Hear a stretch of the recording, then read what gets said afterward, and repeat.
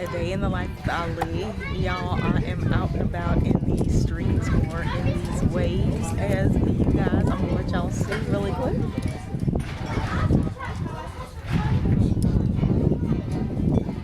And so I just wanted to come on.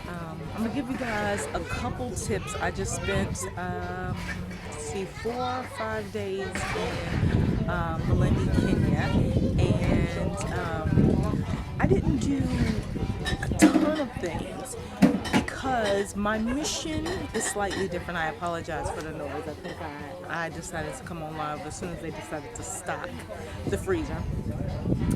But hold on, let me get my mic.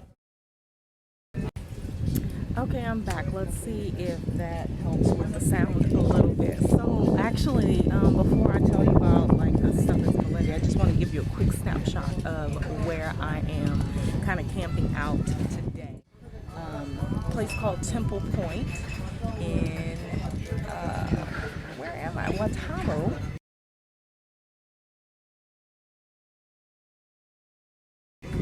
I'm kind of just making a coastal run. And just wanted to check the waters, literally check the waters, but also, oh, this boat just pulled up, but also just kind of see differences in the islands, you know, or the islands or the coastal cities. You know, so many people, you know, they prefer Malindi, they prefer Watamu, they prefer Mombasa, some people love Diani. Lamu is going to be my, I believe, my next stop because everyone says it's beautiful. Everyone said the same thing about Watamu and Watamu beaches. I'm going to have to give a report on that maybe after tomorrow because it's more of a nature kind of beauty, I think. I haven't found amazing like sand beaches just yet. The sand is beautiful, but we'll just leave it like that. But I want to share with you guys like just a few of my spots when I was kind of hanging around in Malindi. The place I stayed was the Diwani Cottages, which is literally like it shares kind of a lot with Harbor. I think it's Harbor Key. They have them on Airbnb and Booking.com, and it was a fantastic stay, very clean, huge spot. They have long-term owners as well as you know, individual rentals for short-term. I paid $33 a night, and I'll let you guys see that space as well. So that's a place that I would definitely recommend to you guys.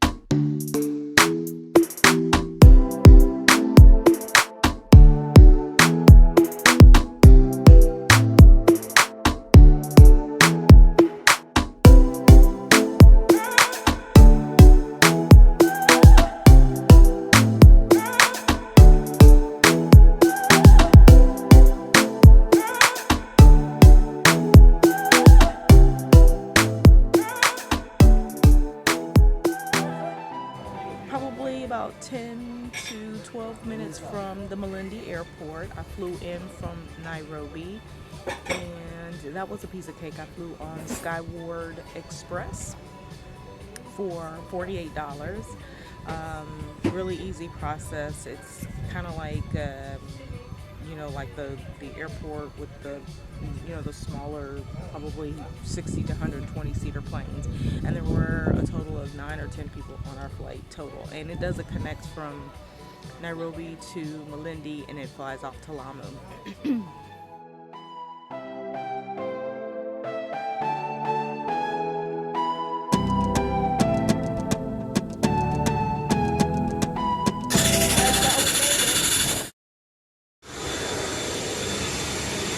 Alright, you guys, I made it. I am grabbing a taxi and heading to the cottage.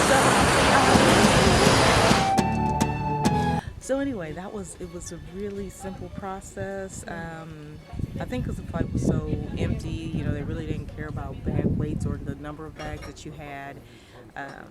So it was fine. It was smooth sailing. And then, like I said, I've been here for like 4 days, and so I was there for 4 days. And one place that I would recommend that I kind of just acted on was the Malindi tourist market.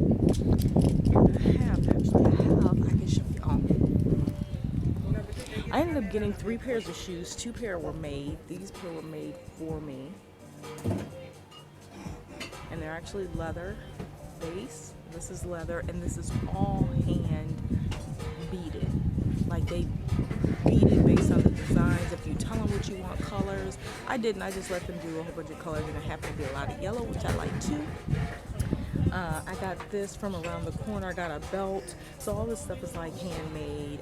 These shoes were 1,200 K shillings, which is $10.94 USD. I think the bracelet I paid like $7. Well, it's like $6 for.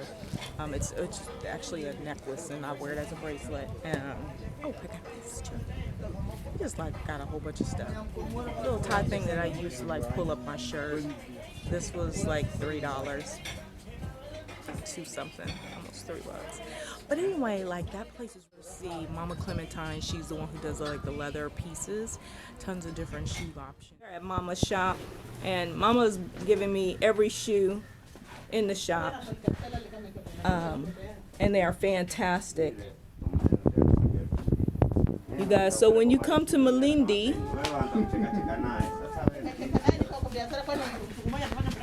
you have to come and get your, look, the guys are cutting out the shoes. I have an extra arch in mine, so if you can, I'm just playing. You guys, I am in Malindi, and I was looking at I was walking down the street here, and this gentleman stopped and was chatting with me, and so now I'm in the village, and they told me that they make these types of beadings and things by hand. I didn't believe it, but they proved it to me. By hand, y'all.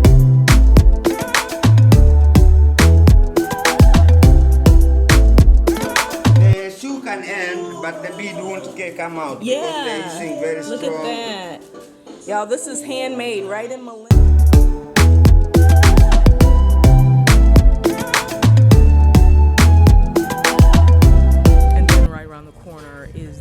Belt making belts, do all the beading, and then the guy right across from them does all the finishing touches, so you can get bracelets, beads, belts, cloth belts, regular leather belts, everything, you know. Really cool. So I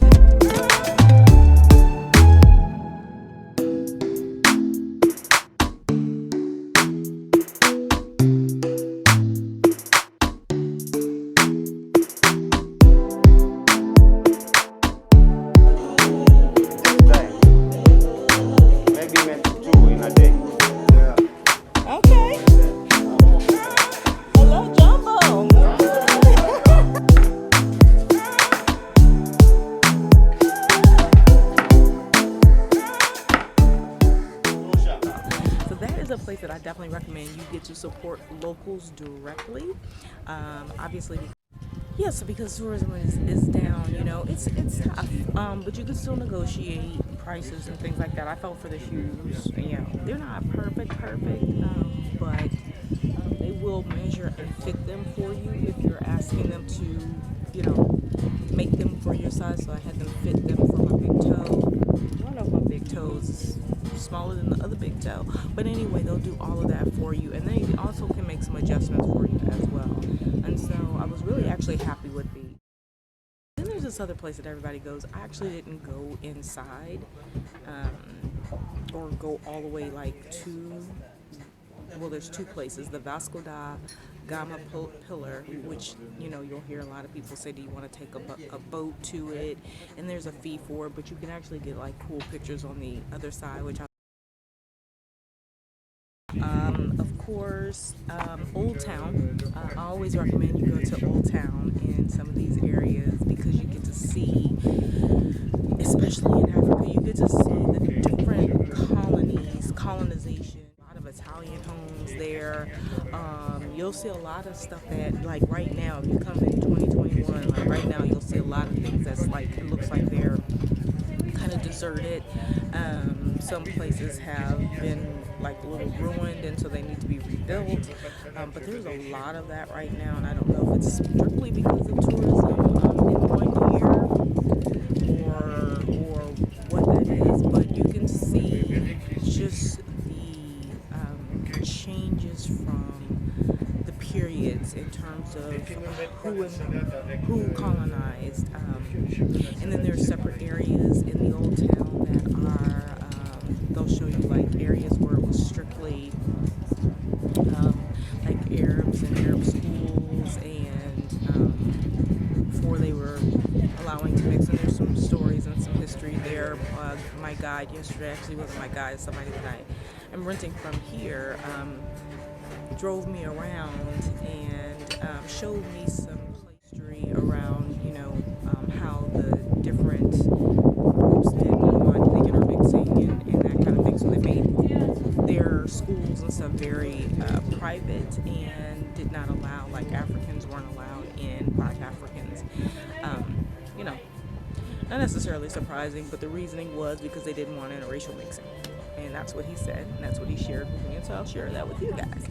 Old Town, of course, you'll get to see like all the older buildings, the way the streets were structured, and you get a lot of that same feel like when you're in Mombasa, when you're in Spain, you know, those skinny streets and, you know, nooks and crannies, and same, it's kind of, I think you see it more in Spain than you do see it. I was going to say Portugal, I don't know that you really see it. Portugal has more of the hills and things.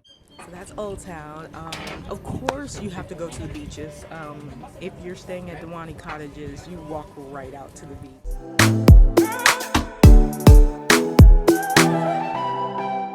So check out the beaches, of course.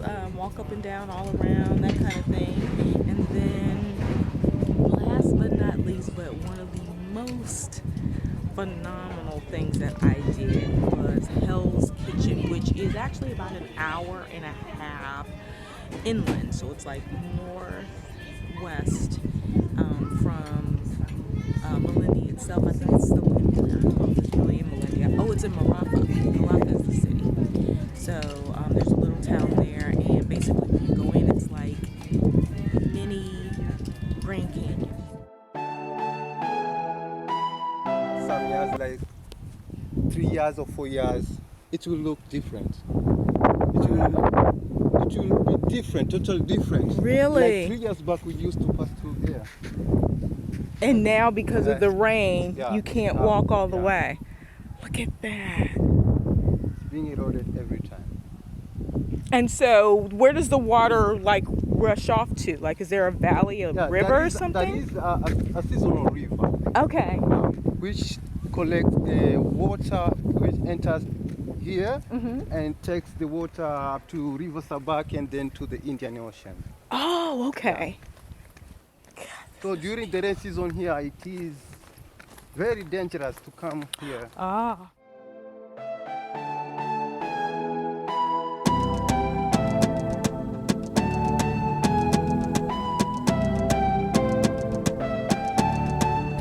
It's so amazing, and it was probably the best part of my stay in Malindi. I truly, totally enjoyed it. All right, y'all, this is where the river would be once it starts raining again, so we won't be able to really walk through here. This is hell, y'all. We in hell. But when the water comes, it won't be hell. It'll be like cooler hell. Look at this. Mambo is my guide, showing me the way.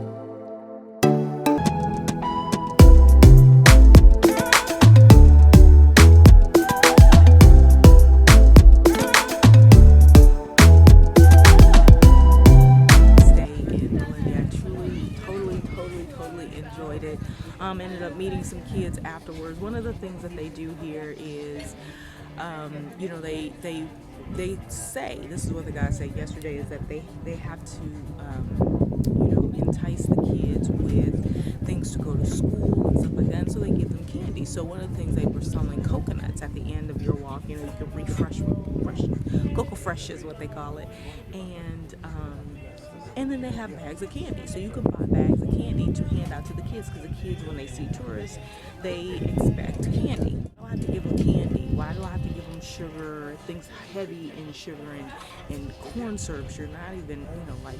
So anyway, I was like, well, I'm not buying them candy. And then I was like, well, will they have a coconut? And so the guy was like, yeah. And so there were 9 kids. So I got them all their own coconut. And they love getting something to eat as well, and they were nourished because they were running down in that cannon like crazy. And then we had a little bit of fun. They sang the I call it the Swahili anthem, where it teaches you the basic salutations and hellos and goodbyes and all that stuff. We took some photos and everything, and it was just really nice. That really made. Jambo bwana, habari gani? Mzuri sana, wageni wakaribishwa Kenya yetu, hakuna matata. Hey! Nchi nzuri, hakuna matata. Nchi ya kupendeza, hakuna matata. Italia tela neve. Had a great guy. His name was Mambo. Was great. And then my driver and my guide who brought me, Captain Ali and Hassan, they were awesome as well. And so we had a good time. The guy who did the coconut. Oh, one other is the pier, which I actually didn't walk down, but it was the pier in Malindi. So it's a little bit just north of the Pilar, the building with the cross on it that looks like a lighthouse. But check out the pier as well, like if you like that kind of thing. It doesn't have a restaurant on the pier or anything, but it's just another like lookout spot, and you can, you know, you'll be out in the water and that kind of thing. You can enjoy that. I don't think there's any cost for that.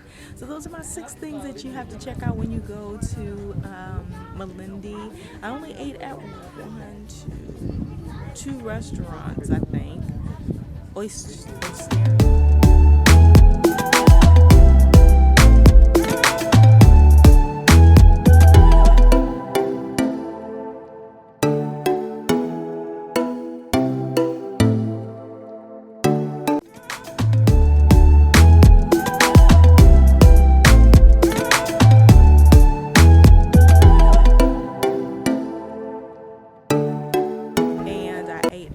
Beach, which was right down from my hotel.